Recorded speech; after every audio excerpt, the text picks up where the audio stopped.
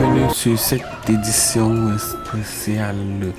Bienvenue au 20h, route pour Konengue. Ferdinand Ngongo a donc défié les hautes instructions. Depuis donc le palais de l'unité, les photos de Biya se retrouvent secrètement. Alors, qu'est-ce qui se passe donc à ce jour avec la panique qui a donc frappé dans le RDPC pour la réélection de M. Biya? À moins quelques mois, il nous reste 5 mois. Mes amis, vous le savez donc très bien que si gagne, il sera son 8e mandat. Alors, nous sommes donc si vous le voulez donc très bien. Bienvenue donc sur cette chaîne sociopolitique décryptage, analyse et questions. Bienvenue chers abonnés, nous sommes là pour l'agenda des infos. Bienvenue sur cette chaîne de l'un des créateurs de contenu d'Anémie. Chaque jour qu'on se réveille, il y a dans les nouvelles.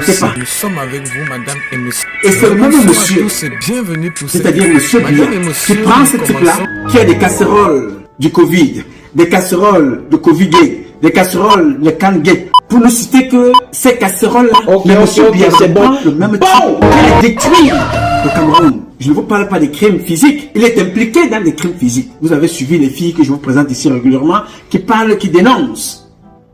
Vous avez suivi que chez lui à la maison, on a trouvé des morts chez lui à la maison, notamment le jeune garçon qui avait été retrouvé mort. Enquête classée sans suite. Mais M. Biya le prend quand même. Il dit, bon voilà, va de l'autre côté. Mais vous allez comprendre pourquoi est-ce que je vous dis régulièrement, on peut accuser des ministres, on peut accuser tout le monde. L'homme qui a détruit le Cameroun, c'est Biya. Utilisons les contorsions de phrases. Oui, papa, tu es le meilleur. Oui, papa, tu es le ciel. Oui, le père n'échoue pas. Oui, c'est les enfants qui échouent. On dira tout ça. Mais au fond, reconnaissons que ce monsieur manque de charisme, manque de personnalité, manque de perspective, même de prospective, manque de vision. Peu bien ne connaît rien de tout ce qui se passe dans son pays. Vous allez donc vous rendre compte, à la suite de ce propos, il y a le jeune Valère Bessala qui explique quelque chose d'assez intéressant. Il vous dit que voilà comment M. Biya détruit les secrétaires généraux quand il veut se débarrasser de toi. Vous comprenez un peu le truc. Et le gars est juste, ce qu'il dit est vrai. Voici comment il a détruit Marafat Amidou Yaya. Voici comment il a détruit Atangana Mabara. Voici comment il a détruit les autres. Mais attention, comment quelqu'un, président de la République, lui tout ce qui l'intéresse, c'est user les secrétaires généraux, les détruire des vies, pour jouer le jeu politique qui n'engage que lui et qui, rien que pour son intérêt personnel. Pendant ce temps, le pays souffre. Le pays dégringole. Le pays sombre. Tout ce qu'il a à faire, c'est de jouer avec le temps comme des pions. Maintenant, nous allons passer notre temps à parler de Ngongo. Ça va prendre comme ça 3-4 semaines, un mois. Le mois de mars est terminé. Avril arrive. Il prendra encore comme ça. Peut-être on envoie le Premier ministre, qui était un ministre figurant. On l'envoie comme ça dans 2 missions. Il prendra aussi 2 semaines. Tac, on sommes là au milieu du mois d'avril. Après le Premier ministre, tu vas prendre que voilà, il a pris maintenant quelqu'un d'autre, il l'a envoyé. Là, nous sommes à la fin du mois d'avril. Nous nous rapprochons là maintenant de mai. Après mai, il y aura un autre scandale là. On vous dira que vraiment, tentative de coup d'État, le peuple bien menacé. Il y a les messages qui vont sortir. Ici, nous sommes en train d'aborder là le mois de mai pour le 20 mai. Va-t-il aller à l'élection? Non. Bon, va-t-il aller au 20 mai? Bon, on ne connaît pas encore. Bon, Paul Biya va-t-il se présenter? Paul Biya ne va-t-il pas se présenter? Bon, Yaoundé n'est pas propre. Bon, Yaoundé est propre. Yaoundé est ceci. Yaoundé... Voilà le travail d'un seul type. Il détruit les vies. Alors, si le secrétaire général n'est pas bon, vous prenez un monsieur comme ça, 14 ans, ou je ne sais pas combien, plus d'une décennie qui est là, pour nous faire comprendre aujourd'hui qu'on veut user Ngongo, on l'envoie à Douala, on l'envoie au nord, on l'envoie à machin, il monte, il descend, il serre les mains, on donne le chasse-mouche, on donne ceci, accompagné des notes criminels. Quand tu te poses la question, qu'est-ce que c'est que cette histoire? Je vous invite d'abord à écouter et à regarder Valère Bessala. Écoutez et regardez. Valère Bessala, quel est le regard que vous posez sur cette hyperactivité du SJPR depuis quelques semaines? Beaucoup parlent d'une forte polémique sur ces sorties. Ces descentes régulières, subitement, du SJPR sont-elles fortuites? elles ne peuvent pas être fortuites. D'abord, du fait du moment des sorties. Nous sommes en 2025, c'est une année charnière électorale. Donc, premier élément, elle ne peut pas être fortuite. Deuxième élément, elle ne peut pas être fortuite du fait de la personnalité qui sort. C'est le secrétaire général de la présidence de la République. Comme j'ai l'habitude de le dire, dans le format Ok, c'est bon. de l'État, la présidence de la République est d'abord un ministère comme les autres. C'est d'abord un ministère, c'est-à-dire qui a sa propre gestion interne. Et où le président de la République est ministre d'abord lui-même et le secrétaire général le seconde, comme les autres secrétaires généraux secondent les autres ministres dans les ministères. Donc, c'est un monsieur qui sort, qui est d'abord en charge de la gestion interne de la présidence de la République et de la gestion coordonnée ou filaire du pouvoir entre le président de la République, dont il est le second interne, et le reste du gouvernement, qui est supposé être tenu par le Premier ministre. Donc, vous voyez que c'est un monsieur, en fait, qu'on ne doit pas retrouver de prime abord sur certains fronts, qui relèvent justement, comme vous l'avez dit, de certains opérationnels.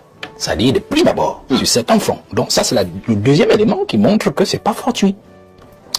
Le troisième élément qui montre que c'est pas aussi fortuit, c'est aussi le caractère, je vais dire ça comme ça, on va dire ça comme ça, on va dire l'élément, l'imagerie qui tourne, ou du moins qui est collée à l'homme qui sort. Nous savons que aujourd'hui, on l'a retrouvé dans la quasi-totalité des grands dossiers, depuis 2018, des dossiers décriés. Quand on parle du dossier de la CAN, le SGPR, il ressort dedans. Il ressort de ces dossiers. Et c'est pas toujours en bien. Et c'est pas toujours en bien. Du dossier de la CAN, comment? Quand on parle des dossiers de la CAN, il y a eu des task force de la CAN. On a vu des gens, des entreprises qui ont gagné des marchés sur instruction du secrétaire général de la présidence de la République. Ça, c'est des débats que vous avez menés vous-même. Donc son nom est dedans. Et je dis, son nom est sorti d'une façon qui n'est pas toujours de la fierté des Camerounais. Entre-temps, nous n'avons aucun élément de preuve qui le démontre. Peut-être que vous avez oublié vos propres débats, mais je vous rappelle vos propres débats sur des éléments clairs. D'ailleurs, même la Chambre des comptes, il y a des rapports de la Chambre des comptes. Je vous relance. Vous dites que son nom est sorti, pas toujours de manière propre, peut-être je vous paraphrase, n'est-ce pas? Et je suis en train de vous dire que nous n'avons pas d'éléments de preuve qui montreraient que le SGPR est sorti de cette affaire de manière sale. Vous voyez un peu? Voilà. Bon, si vous raisonnez par contrario, il n'y a pas de problème. Mais on a dit la même chose. Dans les dossiers Covid, il en est de même. On a créé des task force à la présidence de la République. Et c'était toujours le secrétaire général de la présidence de la République qui a dû créer ces task force. Et nous savons que l'argent du Covid n'a pas été bien géré de toutes les façons. Les rapports de la Chambre des comptes. Nous avons d'autres dossiers. Par exemple, nous avons des dossiers que nous avons eu à traiter, que vous avez eu, sur lesquels vous avez eu à débattre, notamment sur le secrétaire général de la présidence de la République et tous ses amis qui ont eu à traiter ces genres de dossiers-là. Bon, bref, j'ai évolué dessus. Pour dire qu'en fait, l'homme qui sort donc est un homme de dossiers. Des dossiers qui n'ont pas toujours été bien appréciés dans le public. Et donc, il y a une problématique. Là, je dis, c'est pas aussi un cas fortuit, c'est un troisième élément que j'apporte pour soutenir votre élément. C'est pas un cas fortuit. Pourquoi le président envoie un monsieur qui a été justement trempé dans des dossiers que le peuple a, dans sa majorité, reprouvé. Donc la gestion a été reprouvée dans la majorité par le peuple. C'est-à-dire dossier Covid, dossier CAN. Je n'ai cité que ces grands dossiers. Vous suivez?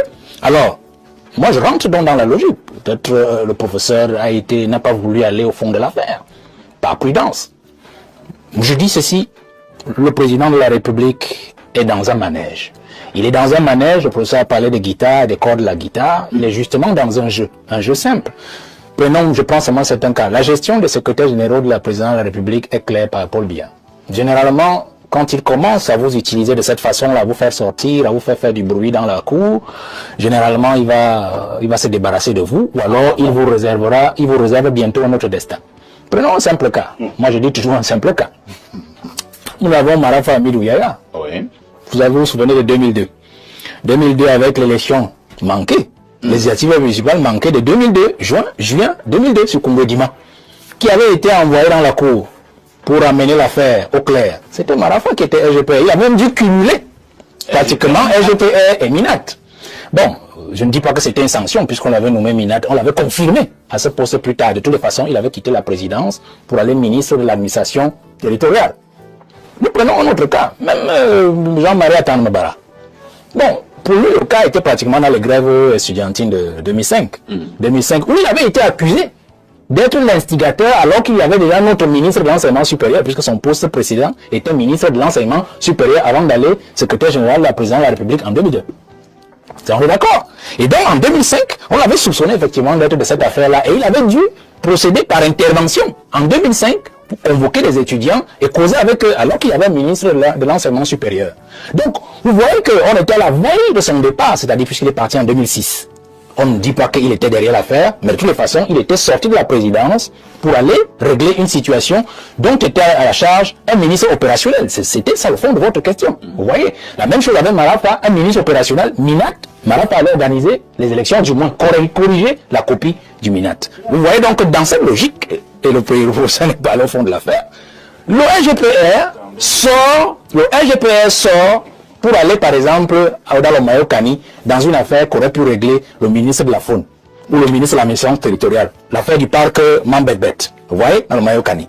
Il sort pour aller sur l'affaire de la boucle de Yaoundé, une affaire qui aurait relevé du ministre des Travaux publics et du ministre de la Ville. Par exemple, vous voyez, deux ministres opérationnels qui auraient pu gérer l'affaire. Vous voyez, ce sont des opérationnels. Le ministre sort, bon là, on va dire que Douala, c'est pas le cas parce qu'en fait, sur le plan institutionnel, c'est lui qui gère pratiquement les services de sûreté, c'est-à-dire la DGSN. Donc il est allé à l'inauguration du centre d'identification. Donc il était dans son événement. On peut dire qu'il était dans son événement. On fait établir une carte nationale d'identité. Très bien. Donc on peut donc rester sur la logique simple, c'est-à-dire que le président est déjà, soit il est en campagne, c'est-à-dire qu'il a déjà commencé à courir, et donc il veut s'assurer que son collaborateur immédiat, qui est le secrétaire général de la présidence de la République, lui rapporte l'effectivité ou la réalité de l'information sur certains éléments dont il recherche la vérité. Comprenez? Soit alors le président n'est pas encore en campagne, et il veut certainement déjà disposer le secrétaire général à la sortie, c'est-à-dire à la porte, pour lui dire, monsieur, votre bail peut-être est déjà arrivé à son terme, apprêtez-vous à faire autre chose que ce que vous avez l'habitude de faire depuis 14 ans, parce qu'il faut bien mentionner qu'il est là depuis 2011. Merci Valère Bessala. Nous avons donc vu le SGPR chanter à Douala, chanter à la gloire du président de la République, son Excellence Paul Biya, signe peut-être qu'il est donc déjà en campagne. Entre-temps, quand même, qu'est-ce que nous pouvons dire pour l'avenir avec ce SGPR, pratiquement, qui a, entre guillemets, de plus en plus la confiance du chef de l'État et les autres ministres opérationnels? Moi, je ne sais pas. C'est vous qui trouvez qu'il a la confiance du chef de l'État. Il faut faire attention. Ma petite observation de Paul Biya, depuis que je le fais, m'a montré qu'il faut faire encore plus attention à Paul Biya quand il vous fait de plus en plus confiance, surtout quand votre nom ressort dans beaucoup de choses. Pourquoi vous ne cessez d'effrayer le SGPR? Ma petite personne Ok, c'est bon. Pour ce que vous dites. C'est comme si vous êtes en train de dire que le SGPR est en train de jouer ces dernières minutes au niveau de la présidence. Je vous ai donné quelques indices sur Marafa en 2002 face à Congo. Je vous ai donné un autre indice sur Jean-Marie Atanmabara en 2005 face à Famandongo dans les grèves estudiantines. Je peux encore vous donner un autre élément même de Marafa. D'amener à la caméra. De Marafa. Non, moi je parle seulement de SGPR. De Marafa, après être sorti du gouvernement en 2011. Marafa est sorti du gouvernement en 2011. Et en janvier, on le retrouvait encore à faire le tour du Grand Nord pour remercier ses frères pour le plébiscite qu'ils avaient fait à Paul Biya. Souvenez-vous, Marafa a fait le tour du Grand Nord. Tout à fait. Janvier, février 2012. Pour remercier tous ses frères du Grand Nord. Le président faisait quoi? Il a attendu le 16 avril, c'était un lundi 2012. Il a chopé, il a foutu au Niouf. Vous voyez?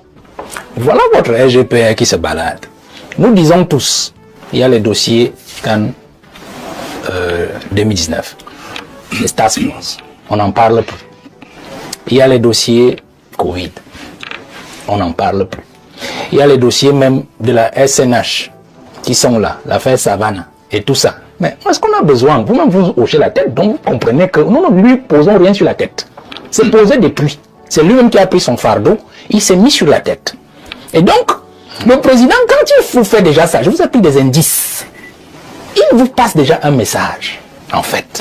Techniquement, un SGP normal devrait déjà comprendre que cette affaire va bientôt me quitter, du moins le poste, et négocier peut-être le point de chute, qui ne doit pas forcément être pour ses intérêts la 11e région, qui peut être notre ministère. Vous comprenez? Donc, je parle sur des indices clairs, identifiables. Je rentre sur un autre élément, M. Pafaïs. Moi, j'aime toujours qu'on aille au fond des choses. Vous savez que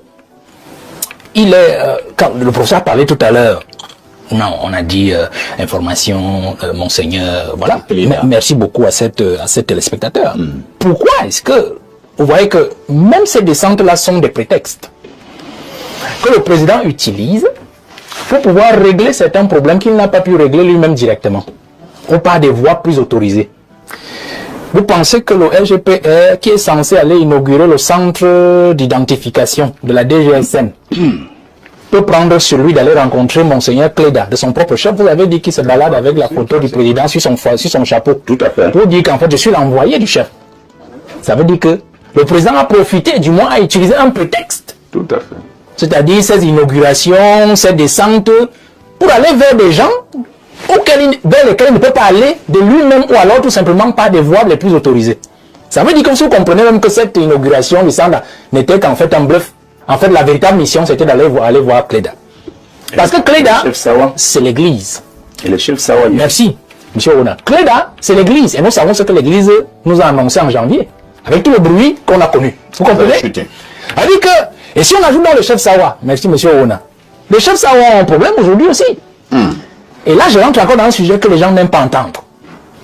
Le chef Sawa a un problème, c'est l'élite la plus essentielle et la plus élevée du gouvernement de Paul Biya. C'est son ami.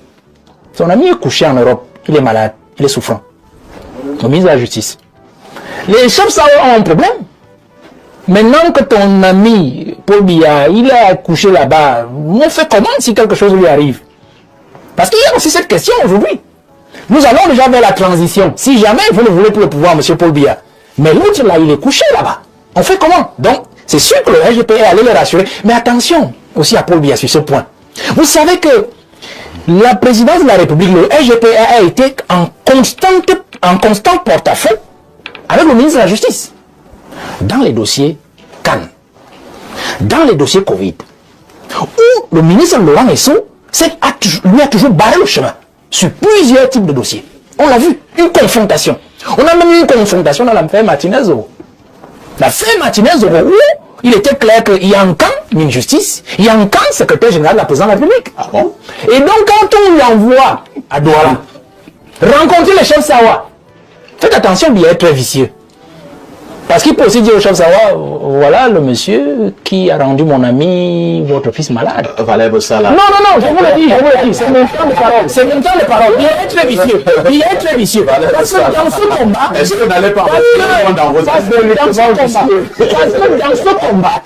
dans ce combat, il y a cette fâcheuse habitude de vous utiliser, de vous presser comme une orange. Quand il n'a plus besoin de vous, il vous sacrifie à ceux à qui il vous a envoyé justement faire ce qu'il a pu faire sur le plan politique. Faites attention à Paul Biya. Donc je dis, pour un SGPR normal, il devrait déjà tirer certaines conclusions de certaines choses. Il est donc en campagne.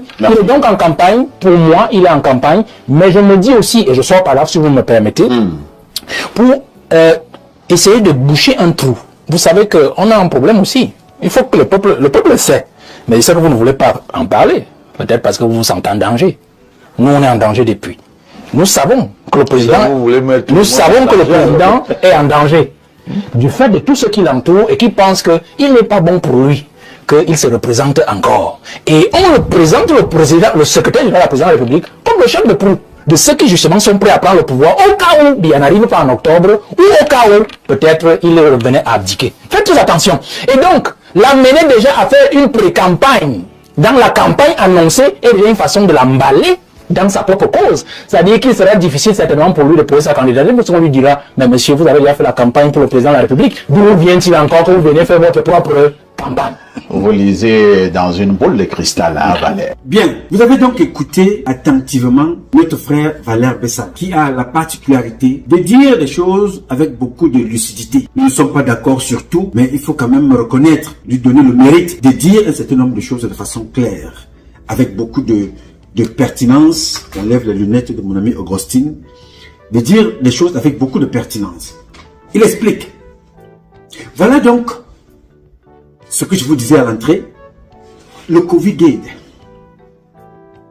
Can-Gate, donc on était impliqué dans tout ça. Ou bien a demandé des enquêtes. Il y a même des interdictions de sortie. Mais c'est la même personne que M. Biya va prendre. Quel message Biya passe aux enfants? Que tu peux voler, tu peux détourner, tu continues à être aux côtés d'un président. Parce que le président de la République, c'est un symbole. Quand tu te retrouves à côté du président, tu dis voilà, j'ai été à côté du président. Pour arriver là, il y a beaucoup de critères qui font que quand le président fait un discours, quand il te cite dans son discours, c'est qu'il t'a pris parmi les bons. Tu es meilleur. Pour que tu sois un exemple, je veux travailler bien pour être aux côtés du président. Je veux être un bon sportif. Quand vous voyez les jeux de l'équipe nationale, être aux côtés du président en train de soulever la coupe. Mais parmi ces enfants-là, il y a des petits délinquants dans leur petite vie de tous les jours. Mais qu'est-ce que font ces enfants-là aux côtés du président? C'est qu'ils ont montré au président que nous sommes capables d'aller décrocher le Graal au milieu de plusieurs pays. Nous sommes les meilleurs. Le président, avoir ces enfants-là à ses côtés, c'est pour passer un message aux autres enfants. Pour être à côté de moi ici, je veux les enfants les plus méritants.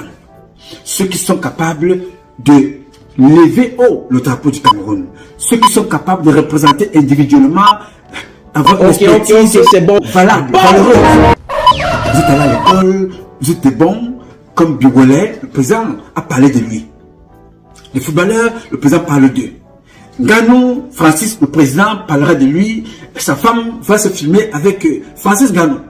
C'est un mérite d'être aux côtés du président. C'est un mérite de s'asseoir là aux côtés du président parce que c'est important pour le message à la jeunesse et pour lui-même. Voilà mes enfants qui sont allés se chercher de l'autre côté, représenter le Cameroun. Alors, quel est le mérite de Ngongo aux côtés du président alors qu'il est impliqué dans le vol, dans le braquage des caisses de l'État, dans l'imposture, dans les dépravations sexuelles, dans les crimes? Comment se fait-il que ce monsieur-là continue à bénéficier des missions du président de la République? Va en mission à Douala, va en mission au nord, va me représenter dans tel endroit, va dans tel pays. Quel est le message qu'on passe? Tout ça, monsieur Biya n'utilise pas ces gens-là pour l'intérêt de la nation. Il les utilise pour son intérêt personnel, pour la manipulation, pour des règlements de compte, pour la neutralisation des uns et des autres. Comment peux-tu expliquer à des gens, qui ont encore le bon sens, que tu vas enlever René Emmanuel Sadi à l'administration territoriale? Oui, c'est possible. Mais pour le remplacer par qui? Par un bandit appelé Atanganji. Mais est-ce que ça fait sens?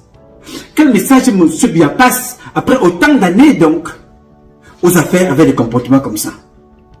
Parce que ce monsieur n'a pas la carte du développement. Mais on va accuser Atanganji, n'est-ce pas? On va accuser les autres. On va accuser Madeleine Tchente. On va accuser Ketia, Célestine. Mais quand vous regardez un peu, vous prenez la même carte. Les gens que je vous ai cités là, Ketia, Célestine, Madeleine Tchente, Atanganji, les Margombois, les Margangele, tout ce monde-là a échoué. On accuse les ministres. Mais bon, renversez maintenant la carte, allez au Burkina. On ne parle de qu'un ministre là-bas. Parce que les ministres sont au travail. Qui est le maître d'œuvre là-bas? c'est Ibrahim Traoré. Vous voyez des immeubles qu'on est en train de construire, on dit Ibrahim Traoré. Vous voyez des engins qui arrivent. Les tracteurs que Biyabi Vanda lui-même a abandonnés dans la forêt. Vous êtes en train de voir que Ibrahim Traoré, lui, il a reçu les mêmes tracteurs, il redonne aux agriculteurs. You know? Bientôt, aller au Burkina sera comme si l'Arabie Saoudite est de l'Afrique. Alors que le Burkina que vous voyez là n'a pas plus de richesse qu'au Cameroun. Mais tout simplement parce qu'il a eu un fils de ce pays-là, un président, qui a la vision, perspective, qui va sur place, qui sait encourager les femmes, il va au champ, qui sait encourager les enfants, il va à l'université. Vous savez ceux qui vont dans les universités au Cameroun? Vous avez les prostituées qui vont parler aux enfants qui sont en train de préparer les doctorats. Les prostituées vont s'asseoir là-bas pour raconter leur vie. Paul Biya et sa femme sont au bureau, dans leur maison, couchés, dans les voitures, ou dans l'avion, ou dans les hôtels. Alors, quand vous entendez des choses comme ça, vous posez la question que c'est de M. Biya qu'on parle, c'est du Cameroun qu'on parle, de Ngongo qu'on parle. Le monsieur est là depuis 2011. 2011, ça fait presque 14 ans qu'il est là. Quel est le résultat? Pourquoi M. Biya garde ce type-là? Ce monsieur-là est dans un bâtiment où régulièrement il y a les braquages. Dans la cave du président de la République. Il y a les braquages dans le cabinet civil. Qu'est-ce qui intéresse ces gens-là? On a inauguré la carte d'identité, la structure pour les cartes d'identité. On a inauguré, Ngongo est allé inaugurer la structure des caméras. Oui, il est allé inaugurer. Et on tue au Cameroun, à Douala partout, plus que partout ailleurs. On tue à Yaoundé partout, mais ils sont dans les inaugurations. Le patron de la task force, c'est lui. Il va visiter tellement les infrastructures que poser la question à ce monsieur-là, est-ce qu'il a fait un petit tour à Olembe? Disait ce monsieur d'Olembe. Olembe comprend une piscine olympique de 2000 places. Olembe comprend 2 stades de handball, 2 stades d'entraînement de football, 2 stades de handball, 2 stades de basketball, 2 stades de tennis également. Et à l'intérieur de ce complexe, vous avez également un musée, vous avez des salles de cinéma. Sur le stade 5 étoiles qui devait faire l'hôtel, oui, qui devait faire partie du complexe, oui. Il est toujours d'actualité ou pas? Bien sûr, l'hôtel est un peu très avancé. En fait, les gens ne savent pas où l'hôtel se trouve. Il est au sous-sol. Il est sous les gradins. Il est sous les gradins. Donc lorsque les gens disent oui, on ne voit pas l'hôtel, l'hôtel est sous les gradins. Il est en bonne voie? Bien sûr. Le centre commercial également. C'est souriant, hein?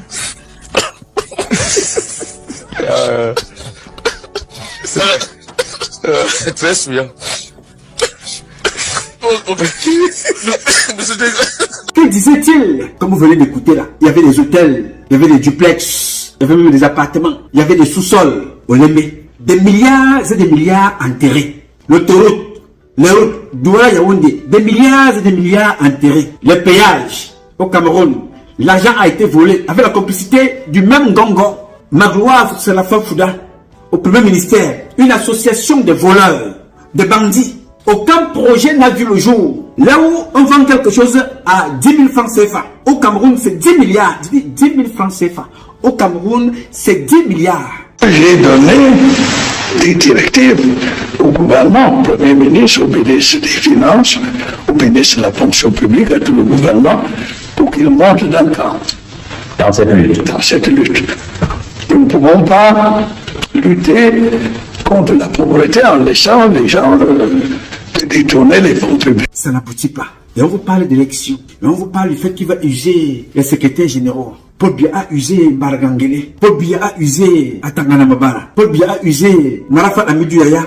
Paul Biya est en train de user, peut-être pour le chasser demain, Ferdinand Ngongo, peut-être pour qu'il est en campagne. Des trucs qui n'ont pas de sens. On n'a pas besoin de tout ça. On a besoin que ces gens soient arrêtés, jetés en prison. Si Paul Biya veut encore un jour sortir par la grande porte qui nous donne la possibilité d'arrêter ces gens, s'il ne peut pas les arrêter, qu'on les arrête tous. 90% de ces ministres-là sont des prisonniers. Si Paul Biya veut sortir un jour, rester dans l'histoire, à côté de la poubelle, pas dans la poubelle, à côté de la poubelle, qu'il organise une transition. Et que les enfants de la République, de la diaspora, du Cameroun et de partout dans tout le Cameroun soient représentés pour pour transformer le Cameroun, pour une transition, pour le reformer, pour transformer ce pays. Là, on peut commencer à penser la sortie de Paul Biya. Et si c'est pour nous distraire avec ce qu'il est en train de faire là, c'est du cinéma, c'est du théâtre, ça ne sert à personne. Dites à M. Ferdinand Ngongo de prendre la voiture et de faire juste le tour de Yaoundé, qui se promène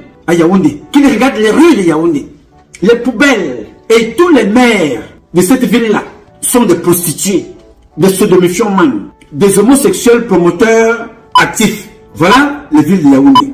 Ferdinand Ngongo voit ça. Il n'a pas dit ça au président. Il ne peut pas dire parce qu'ils sont tous dans la même association, les sodomifiants. Parce que Satan aime vivre dans la saleté. Satan n'aime pas la propreté. Satan aime vivre là où il y a des pleurs, les plaintes, la saleté, la poubelle. Et ça s'est installé dans leur cerveau. Ça veut dire que porter même les lunettes claires comme les miennes là, ils ne verront pas cette saleté parce qu'elle est confortable à leur environnement satanique. Oui, Satan vit dans la saleté. Satan ne peut pas vivre... Mais comment ces gens-là, si c'est...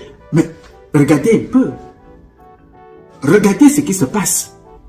Quelle est la capitale dans ce monde-ci? La capitale d'un pays que vous voyez comme le Cameroun. La capitale. La saleté.